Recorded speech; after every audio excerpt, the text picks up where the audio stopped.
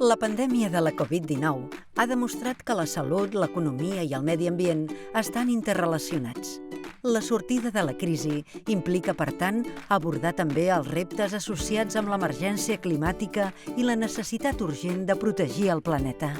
Amb l'eix temàtic sobre justícia ambiental, l'Agència Catalana de Cooperació al Desenvolupament promou la sostenibilitat ambiental i la lluita contra el canvi climàtic des d'una perspectiva ecofeminista, substituint les fórmules d'opressió, imposició i apropiació per estratègies de cooperació, reciprocitat i complementarietat.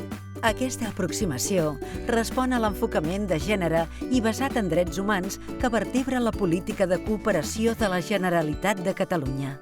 El govern contribueix a garantir el dret a un medi ambient saludable i sostenible, acompanyant i protegint les persones i organitzacions que defensen drets ambientals i promovent societats resilients. Porta a terme accions per prevenir i reduir els efectes dels desastres naturals, els conflictes socioambientals o la migració climàtica. Alhora, la cooperació catalana reforça pràctiques ecofeministes que apoderen les dones i les seves organitzacions.